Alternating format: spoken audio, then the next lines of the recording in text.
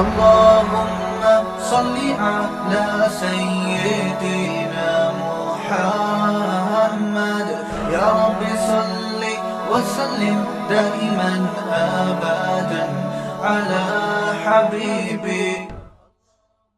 نوح علیہ السلام 950 سال دعوت دے رہے ہیں اور قوم کے ایمان کی کوئی امید نہیں ہے اور دھمکیوں پہ دھمکیاں.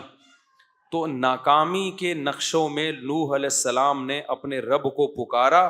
قرآن کہتا ہے فاستجبنا لہ، ہم نے نوح کی پکار کو قبول کیا. آج بہت سے لوگ کہتے ہیں ہم دعائیں مانگتے ہیں قبول نہیں ہوتی. بھائی قبول ہوتی ہے اس ٹائم پہ جس ٹائم پہ اللہ چاہے گا. یہ چھوڑ دو کہ قبول ہو رہی ہے کہ نہیں ہو رہی. کتنے لوگ کہتے ہیں فلسطین کے لیے کب سے دعائیں مانگی جا رہی ہیں، حرم میں بھی مانگی جا رہی ہیں دعائیں. ایک تو ہمارے یہاں پروپیگنڈا بہت ہے.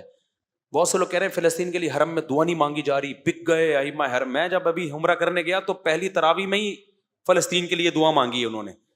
سوشل میڈیا بہت بڑا عذاب ہے، میں آپ کو بتاؤں. اتنی دجال کے آنے کی ہمیں بالکل ضرورت ہے ہی نہیں. جو لمبا پھینکتے رہو نا، بس پھینکتے رہو. میں نے تو یہ فیصلہ کیا ہے جب تک کوئی چیز اپنی آنکھوں سے نہ دیکھ لو نا تبصرہ ہی نہیں کرو. جو اٹھا کے فیس بک پہ جس کا جو ٹھڑک نکالنی ہوتی ہے نکال کے. میں پہلا دن تراویح کا تھا، اسی میں پہلے دن ہی فلسطین کے مظلوموں کے لیے وہ جو تراویح میں دعا وتر میں دعا مانگتے ہیں پہلے دن ہی دعا مانگی. میں نے کہا لو بھائی، ابھی ہم کل کلپ دیکھ رہے تھے کہ دعائیں فلسطین کو لیے دعا نہیں مانگی جا رہی. تو جو کیا کہہ رہا تھا میں، ہاں لوگ کہتے ہیں اتنے عرصے سے ہم دعائیں مانگ رہے ہیں قبول نہیں ہو رہی. اس چکر میں بہت سے لوگ دعا مانگنا چھوڑ دیتے ہیں. یہ مت کرو. بنی اسرائیل کتنے عرصے سے دعا مانگ رہے تھے، پھر اللہ نے موسیٰ کو بھیجا، کلیم اللہ کو. پھر موسیٰ کے آنے کے بعد حضرت موسیٰ نے بھی دعائیں مانگی ہوں گی راتوں کو اٹھ کے. بنی اسرائیل نے اور مانگی ہوں گی، لیکن ظلم کم ہونے کے بجائے بڑھتا جا رہا ہے. تو کیا موسیٰ علیہ السلام نے دعائیں مانگنا چھوڑ دی ہے بھائی؟ یا موسیٰ اوذینا من قبل ان تأتینا ومن بعد ما جئتنا. اے موسیٰ تیرے آنے سے پہلے بھی ظلم، تیرے آنے کے بعد بھی ظلم، کوئی فائدہ نہیں ہو رہا. حضرت موسیٰ کیا کہہ رہے ہیں؟ بہت مزہ آتا ہے مجھے اس آیت کے پڑھنے میں. بنی اسرائیل نا بڑی قسم پرسی سے حضرت موسیٰ کے پاس آئے. یا موسیٰ اوذینا من قبل ان تأتینا، اے موسیٰ تیرے آنے سے پہلے بھی عذاب میں تھے. ومن بعد ما جئتنا، تو نجات دہندہ بن کے آیا ہے لیکن تیرے آنے سے ہمیں کوئی فائدہ نہیں ہوا. مطلب کہ ہم تو دعائیں مانگ رہے ہیں، سب کچھ کر رہے ہیں، پھر بھی فائدہ نہیں ہو رہا. موسیٰ نے جواب میں کیا کہا؟ یا قوم ان الارض للہ استعینوا باللہ واصبروا. دیکھو اللہ سے مدد مانگتے رہو جیسے اب مانگ رہے ہو، اور صبر بھی کرتے رہو ساتھ ساتھ. دعا صبر کے بغیر نہیں ہوتی. یا قوم استعینوا باللہ واصبروا، اے میری قوم اللہ سے دعائیں مانگتے رہو اور صبر کرتے رہو. آگے دلیل کتنی شاندار دی ہے. سوال پیدا ہوتا ہے بھائی یہ کام تو ہم پہلے سے کر رہے ہیں نا، رزلٹ تو کوئی آؤٹ ہو نہیں رہا. آپ تو وہی کام کا حکم دے رہے ہو جو ہم پہلے سے کر رہے ہیں. ہم یہ کہہ رہے ہیں دعا قبول نہیں ہو رہی، آپ کہیں دعا کب مانگو، مانگ رہے ہیں پہلے سے. اس اشکال کا موسیٰ نے جو جواب دیا علیہ السلام نے، ان الارض للہ یورثها من یشاء من عبادی. اے میری قوم زمین فرعون کی نہیں ہے، یہ گریوی میں فرعون کو ملی ہوئی ہے. زمین کا بادشاہ کون ہے؟ اللہ ہے. تو جب اللہ ہے وہ جب چاہے گا سیکنڈوں میں چھین لے گا اس سے. وہ نہیں چھین رہا، اس میں کوئی حکمت ہے. تو جو اللہ کا کام ہے وہ اللہ کو کرنے دو، جو تمہارا کام ہے وہ تم کرو. ہمارا کام ہے بھکاریوں کی طرح اس کا کام ہے زمین چھیننا، ہم اپنا کام کریں گے اور وہ اس کو اس کا کام کرنے دو، کیونکہ مالک وہ ہے، جب چاہے گا سیکنڈوں میں چھین لے گا. ان الارض للہ یورثها من یشاء من عبادہ. وہ اللہ جس کو چاہتا ہے زمین کا مالک بنا دیتا ہے. آج فرعون کو بنایا ہوا ہے، اس کا مطلب یہ نہیں کہ حقیقی مالک فرعون ہے. حقیقی مالک فرعون ہوتا پھر ہم مایوس ہوتے نا. حقیقی مالک کون ہے زمین کا؟ اللہ ہے. تو ہمیں مایوسی کی کیا ضرورت ہے بھائی؟ وہ نہیں چھین رہا، کوئی حکمت ہے، ہمیں آزما رہا ہے. وہ جب چاہے گا 2 منٹ میں چھین کے ہمارے حوالے کر دے گا. تبھی تو کیسے 2 منٹ میں چھینا کہ نہیں چھینا؟ آخری دم تک، جب تک وہ پانی کے کنارے پہ کھڑے ہوئے تھے نا اور فرعون کا لشکر آ رہا تھا, اس وقت تک فرعون یہ سمجھ رہا تھا زمین کا وارث کون ہے, میں ہوں, مصر کا مالک کون ہے, میں ہوں. پھر جب پانی میں راستے بنے, بنی اسرائیل پار ہو کے گزر گئے, اس وقت بھی فرعون بھی یہ سمجھ رہا تھا کہ مصر کا مالک کون ہے, بولو میں ہوں. جیسے آج اسرائیل سمجھ رہا ہے کہ بیت فلسطین کا مالک کون ہے, اسرائیل ہے. فرعون تو اس سے بڑے پاورفل تھا, وہ بھی آخری اینڈ تک یہی سمجھتا رہا کہ زمین کا مالک کون ہے, میں ہوں. راستے بن گئے, اس وقت بھی فرعون سمجھ رہا تھا مصر کا مالک کون ہے, میں ہوں. بنی اسرائیل بھی یہ سمجھ رہے تھے, حضرت موسیٰ بھی یہ سمجھ رہے تھے کہ فی الحال زمین کا مالک کون ہے, فرعون. چند سیکنڈوں کے اندر کام ہوا ہے. جب فرعون نے پانی میں اپنے گھوڑوں کو دوڑانا شروع کیا انہی راستوں میں جو بنی اسرائیل کے لیے بنے تھے, اور جب آخری آدمی جب تک داخل نہیں ہوا نا اس پانی میں, اس وقت تک بھی بنی اسرائیل یہ سمجھ رہے تھے کہ مصر کا مالک کون ہے, فرعون. ان کو کیا خبر تھی کہ یہ ڈوبے گا یہاں پہ. اللہ نے موسیٰ کو صرف یہ بتایا تھا کہ سمندر پہ لاٹھی مارو راستے بنا دوں گا. اب تک یہ وحی نہیں آئی تھی کہ اس کو تباہ بھی کروں گا, جو ظاہر اس آیت سے جو پتا چل رہا ہے. تو اس وقت تک سب یہ سمجھ رہے تھے. این وقت پہ جب آخری شخص پانی کے اندر داخل ہوا ہے نا, اور اس امید پر کہ اب ہم وہاں سے نکل جائیں گے, اس وقت اللہ نے سمندر کے دو پارٹوں کو ملا کے بتا دیا ان الارض للہ, زمین کا مالک کون ہے, اللہ ہے. یورثها من یشاء من عبادہ, جس کو چاہتا ہے اپنے بندوں میں مالک بنا دیتا ہے. تو آج اسرائیل کا جو فلسطین پہ ظلم ہو رہا ہے, ان فلسطینیوں کے لیے دعا بھی کرو, مدد بھی کرو, جو کر سکتے ہو کرو, لیکن مایوس ہونے کی ضرورت نہیں ہے. دعائیں مت چھوڑو. کب سے دعائیں مانگ رہے ہیں, قبول نہیں ہو رہی. بھائی ہمارے لیے آزمائش ہے, اسلامی ملکوں کے لیے آزمائش ہے. ان کو تھوڑی چھوڑے گا اللہ, جو ہمارے حکمران جو کچھ کر رہے ہیں, ان کو بھی تو آزمائش میں ڈالا ہے نا اللہ نے کہ کیا کر رہے ہیں. لیکن اس کا یہ مطلب نہیں ہے کہ بھائی فلسطین کی سرزمین کا یہودی مالک ہو گیا. اصل مالک کون ہے, اللہ ہے. اس نے وقتی طور پر کچھ ظالموں کے حوالے کی ہوئی ہے, تو ہم اپنا کام نہیں چھوڑیں گے. اور جب اللہ نے اپنا کام کرنا ہوگا, اس کو صدیاں اور سال نہیں چاہیے, وہ سیکنڈوں کے اندر نقشے کو تبدیل کر دے گا. آج بہت بڑا مسئلہ پتہ ہے کیا ہے دینداروں میں, وہ دعا سے بہت غافل ہیں, اور بلکہ دعاؤں کا مذاق اڑانا شروع کر دیا ہے. ابے یہ مولوی دعاؤں میں لگے رہتے ہیں, ابے یہ دعاؤں سے کیا ہوتا ہے, مولویوں نے لوگوں کو دعاؤں میں لگا دیا, نمازوں میں لگا دیا. اور جو ایسی باتیں کر رہے ہوتے ہیں وہ دعائیں بھی نہیں کر رہے ہوتے, یا تو کوئی بڑا تیر مار رہے ہو نا, کوئی تبدیلی کے لیے ایک نیا پیکج لے کر آئے ہوئے, وہ بھی نہیں کر رہے ہوتے, کچھ بھی نہیں کر رہے ہوتے. ایک دعائی تو رہ گئی ہے.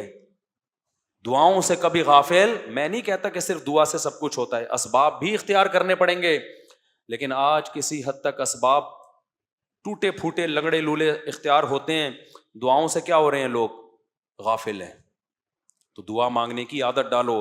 اور نبی صلی اللہ علیہ وسلم نے فرمایا کہ انسان کی دعا اس وقت قبول ہوتی ہے, صحیح حدیث ہے, کہ جب تک اس کے دل میں یہ خیال نہ آئے کہ میری دعا قبول نہیں ہو رہی. جب یہ خیال آتا ہے نا یار مانگ رہا ہوں قبول نہیں ہو رہی, پھر قبول نہیں ہوتی. تو اس لیے یہ جو آیتیں میں جلدی سے بس 2-3 آیتیں پڑھ کے بیان کو ختم کرتا ہوں. ان کا خلاصہ یہی ہے کہ نوح علیہ السلام ناکامی کے اسباب میں اللہ کہتے ہیں جب قسم پرسی میں ہمیں پکارا, فاستجبنا لہ, ہم نے نوح کی دعا کو قبول کیا. کب قبول کیا؟ 950 سال کے بعد. کتنے سالوں کے بعد, لیکن کیا نا اللہ نے. یعقوب علیہ السلام ساری زندگی دعا مانگتے رہے, قبول بڑھاپے میں کیا. اگر نہ مانگتے تو کچھ بھی نہیں ہوتا. تو اور اللہ اگر ایسے دعائیں قبول کرنا شروع کر دے, ادھر مانگی ٹھک کر کے, وہ تو پی کے فلم ہو جائے گی. وہ شارٹ کلپ کسی نے بھیجا تھا, میں فلمیں نہیں دیکھتا, یہ ذہن میں جو لوگوں نے لکھا ہوا ہے اس نے چھپ کے پوری فلم دیکھی ہے. نہیں دیکھی, اللہ کی قسم نہیں دیکھی. ہاں یہ ضرور ہے کہ اس کے کچھ شارٹ کلپ تھے, وہ بھی دوستوں کے ساتھ دیکھے ہیں, وہ بھی وہ والے کلپ جو بہت ہی خاندانی قسم کے کلپ تھے. تو اگر ایسے قبول ہوتی نا, سموسہ مانگ رہا ہے ٹھک کر کے سموسہ رکھ کے چلا گیا, تبھی تو اس نے کہا کہ اگلا ورژن چاہیے. بیٹروا ختم ہو گیا, کیا کہہ رہا تھا وہ بیٹروا. اگر اس طرح سے دعائیں قبول ہوتی, یا اللہ میری فلاں جگہ شادی کرا دے, ٹھک کر کے ہو گئی, تو پھر تو ایمان بالغیب رہتا. ایمان بالغیب تو ایمان بالغیب تھوڑی رہتا. پھر تو بھائی جو مانگو ٹھک کر کے مل رہا ہے. پھر تو کافر بھی کہتے ہیں یار دعائیں مانگو بس. تو اللہ نے غیب میں رکھا ہے. تبھی دعائیں وہ لوگ مانگتے ہیں جن کا ایمان بالغیب ہوتا ہے. وہ بہت جاندار دعائیں مانگتے ہیں. جن کا ایمان بالغیب نہیں ہے ان کا ہر عبادت میں دل لگتا ہے, دعا میں ان کا دل نہیں لگتا. ان کو لگتا ہے یار یہ ایسے ہی بس جا رہا ہے. وہ نماز پڑھ لے گا, قرآن پڑھ لے گا, دعا نہیں مانگے گا وہ. تو اللہ تعالیٰ فرماتے ہیں فاستجبنا لہ, ہم نے ان کی دعا کو قبول کیا. وَنَصَرْنَاهُ مِنَ الْقَوْمِ الَّذِينَ كَذَّبُوا بِآيَاتِنَا, اور جو لوگ ہماری آیات کا انکار کرتے تھے ہم نے نوح کی ان پر مدد کی. نوح علیہ السلام کمزور تھے, ہم نے ان کی مدد کی. آگے اللہ نے سلیمان اور داؤد علیہ السلام کا تذکرہ کیا کہ ہم نے کیسے کیسے ان کو نوازا. پھر اللہ نے ایوب علیہ السلام کا ذکر کیا کہ ایوب علیہ السلام کئی سال بیماریوں میں رہے. آج بہت سے لوگ کہتے ہیں ہم اتنی بیماریاں اس کا مطلب خدا ہم سے ناراض ہے. نا میرے بھائی, مالی پریشانیاں, جسمانی پریشانیاں یہ اللہ کے ناراض ہونے کی دلیل نہیں. اللہ آزماتا ہے کسی کو دے کے اور کسی سے لے کے. تو ایوب علیہ السلام کی زندگی بیماریوں میں اتنے پریشان ہو گئے, اللہ سے دعا مانگی. انی مسنی الضر, اے اللہ مجھے بہت پریشانی پہنچی ہے. وانت ارحم الراحمین, تو سب سے زیادہ رحم کرنے والا ہے. اتنے پریشان ہوئے تھے نا ایوب علیہ السلام کہ انسان بیماری میں تھوڑا چڑچڑا بھی ہو جاتا ہے. ایوب علیہ السلام کی بیوی نے بہت خدمت کی حضرت ایوب کی. ایسا نہیں ہوا کہ ایوب علیہ السلام جب کئی سال بیمار رہے تو ان کی بیگم کورٹ سے خلا لے کے چلی گئی, ایسا نہیں ہوا ہے. اور لیتی بھی نا تو اس زمانے میں ملتا نہیں, ٹھیک ہے نا. یہ تنسیخ نکاح آج بہت آسان کر دیا ہے. تو وفا کی ان کی بیوی نے, بہت خدمت کی. آج نہ شوہر بیوی کے ساتھ وفا کرتا ہے, جب تک اٹریکٹیو ہے بیگم سے محبت, جہاں کوئی بیچاری کو کچھ مسئلہ ہو گیا جان چھڑانے کی کوشش. اور عورت بھی یہی کرتی ہے, جب تک کماؤ پوت کھلا رہا ہے میرا میاں ہے, جہاں بیچارے پر غربت آ گئی, کوئی بیماری آ گئی, ٹھک کر کے کھلا. ابھی ایک صحافی کا, ایک وکیل کا کلپ آیا ہے, اس نے کہا اس وقت جو طلاقیں ہو رہی ہیں نا, طلاقیں, ان میں 70% طلاقوں میں پہل عورتیں کر رہی ہیں. یہ جو بعض اسکالر کہتے ہیں نا مرد جلد بازی میں طلاقیں دیتے ہیں, کم ہے ریشو. عورتوں کا جلد بازی میں خلا لینے کا ریشو زیادہ ہے. سرکار نے یہ بھی الزام لگایا تھا نا کہ مرد دھڑ دھڑ جب چاہیں طلاقیں دیتے ہیں. حالانکہ ایسا ہوتا نہیں ہے. ایسا ہو رہا ہوتا سارے رنڈوے بیٹھے ہوئے ہوتے یہاں پہ. طلاقیں بہت ہو رہی ہیں لیکن برداشت کرنے والے مردوں کا ریشو طلاقیں دینے والے مردوں سے بہت زیادہ ہے, بہت زیادہ ریشو ہے. اتنے مرد میں اللہ نے برداشت زیادہ رکھی ہے. خواتین کو خلا کا جو یک طرفہ خلا کا اختیار دے دیا نا, اس کے نتیجہ میں نہیں, کوئی مولوی نہیں کہہ رہا, ایک وکیل کہہ رہا ہے. وکیل کہہ رہا ہے, لبرل وکیل ہے, وہ کہہ رہا ہے بھائی جو رجسٹرڈ طلاقیں ہیں ان میں 70% کس کی طرف سے ہیں, خواتین. کیونکہ برداشت ختم, ذرا سا مسئلہ ہوا ٹھک کر کے عدالت سے خلا لیا, پتلی گلی سے نکلی تو خاندانی نظام گیا تیل لینے, برباد ہو گیا. تو ایوب علیہ السلام کی بیوی نے اس بیماری میں ایوب علیہ السلام کی بہت خدمت کی. تھوڑی سی خدمت میں اونچ نیچ ہو گئی, ظاہر انسان بیمار ہوتا ہے غصہ جلدی آتا ہے. حضرت ایوب علیہ السلام نے کہا کہ میں ٹھیک ہوا نا تجھے 100 کوڑے ماروں گا. اس سے اور قسم اٹھا لی, میں ٹھیک ہوا نا, کہیں اونچ نیچ ہو گئی ہوگی.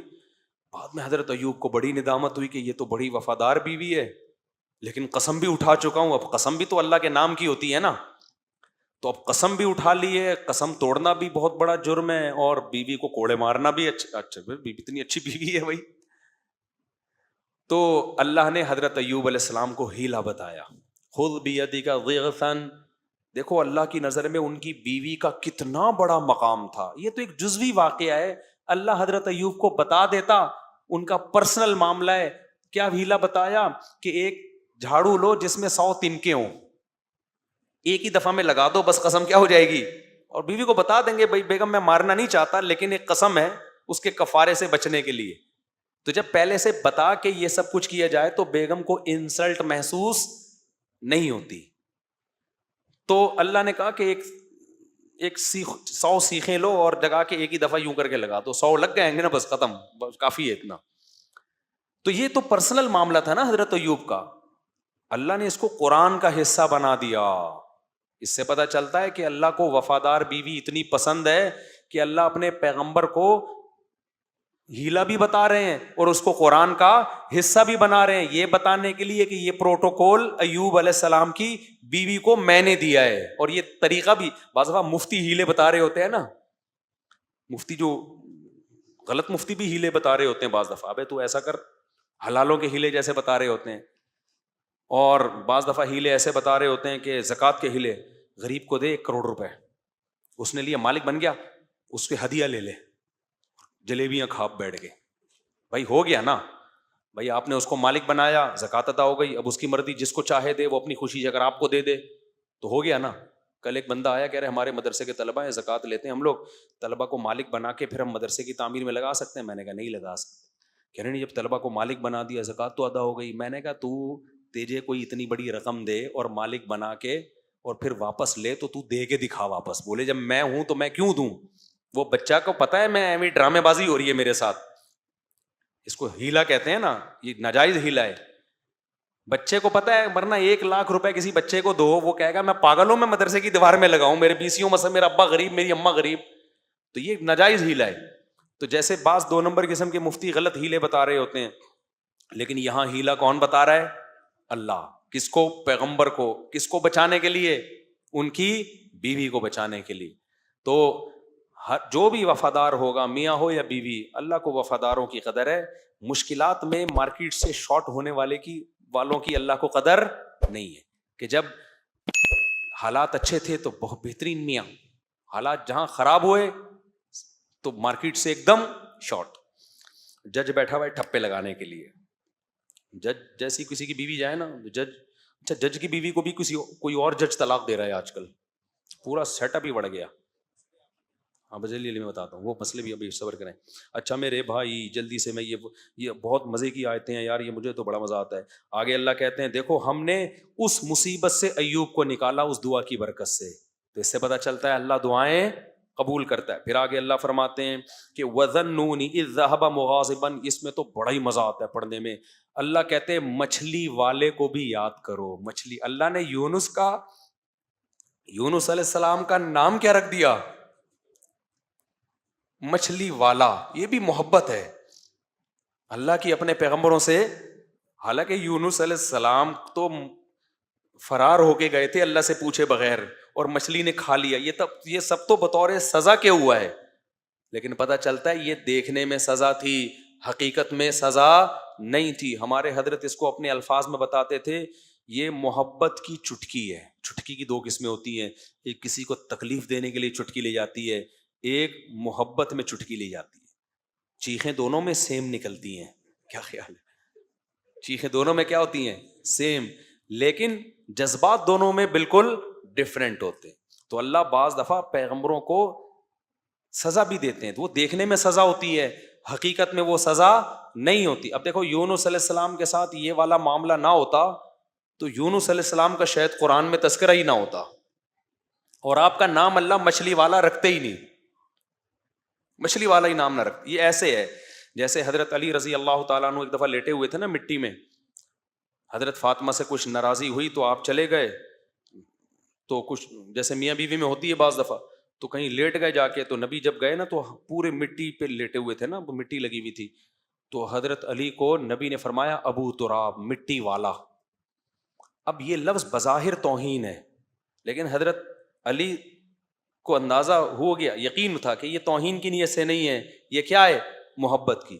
تو حضرت علی نے اپنی کنیت ہی ابو تراب بنا لی، مٹی والا. تو بعض لفظ بذات خود تعظیم کے نہیں ہوتے، لیکن جب کسی بڑے کی زبان سے نکلتے ہیں تو وہ کیا بن جاتے ہیں؟